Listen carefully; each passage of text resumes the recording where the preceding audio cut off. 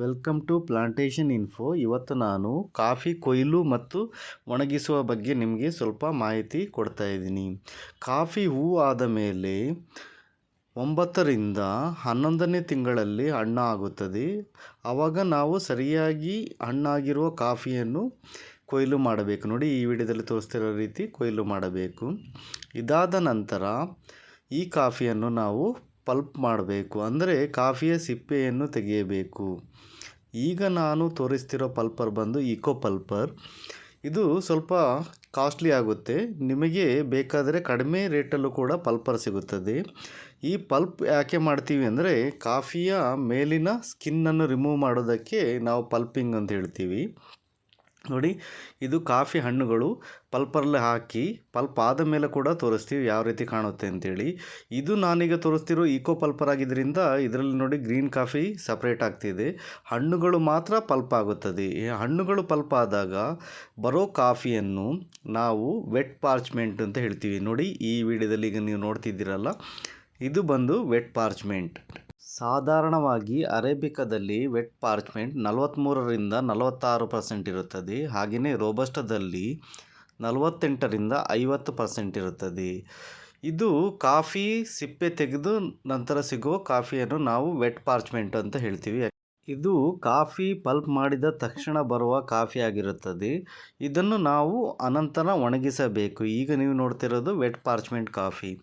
ಇದನ್ನು ನಾವು ಮೊದಲಿಗೆ ರೈಸ್ಡ್ ಬೆಡ್ಡಲ್ಲಿ ಹಾಕಬೇಕು. ಒಂದು ದಿನ ರೈಸ್ಡ್ ಬೆಡ್ಡಲ್ಲಿ ಹಾಕಿದರೆ ನಿಮಗೆ 20% ಮಾಯ್ಶ್ಚರ್ ಕಡಿಮೆ ಆಗುತ್ತದೆ. ಅಂದರೆ ವೆಟ್ ಪಾರ್ಚ್ಮೆಂಟಲ್ಲಿ ಇರೋ ನೀರಿನ ಅಂಶ ಎಲ್ಲ ಒಂದೇ ದಿನದಲ್ಲಿ ರೈಸ್ಡ್ ಬೆಡ್ ಟ್ರೇಯಲ್ಲಿ ಹಾಕಿದರೆ ಮಾಯ್ಶ್ಚರ್ ಕಡಿಮೆ ಆಗುತ್ತದೆ.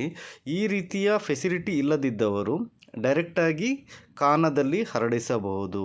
ನೋಡಿ, ಇದು ಕಾಫಿ ಕಣ, ಇದರಲ್ಲಿ ಹರಡಿಸಬಹುದು. ಅರೇಬಿಕಾ ಕಾಫಿಯು ಒಣಗಲು 7ರಿಂದ 8 ದಿನ ತೆಗೆದುಕೊಳ್ಳುತ್ತದೆ. ಹಾಗೆಯೇ ರೋಬಸ್ಟಾ ಕಾಫಿಯು ಒಣಗಲು 5ರಿಂದ 6 ದಿನ ತೆಗೆದುಕೊಳ್ಳುತ್ತದೆ.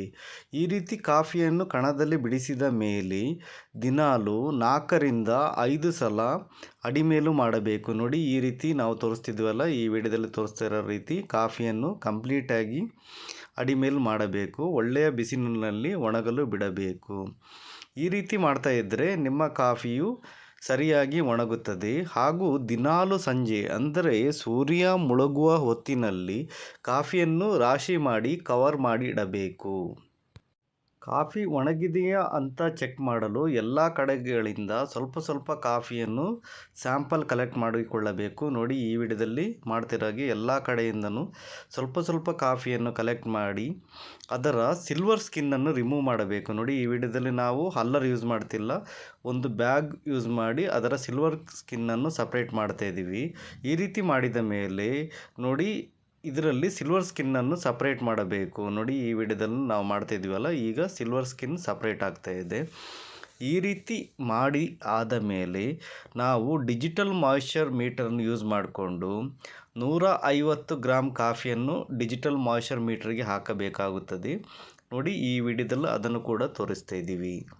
ಸರಿಯಾಗಿ ಮೆಜರ್ಮೆಂಟ್ ಮಾಡಿ 150 ಗ್ರಾಮ್ ಕಾಫಿಯನ್ನು ನಾವು ಮಾಯ್ಶ್ಚರ್ ಮೀಟರ್ ಒಳಗೆ ಹಾಕಬೇಕು.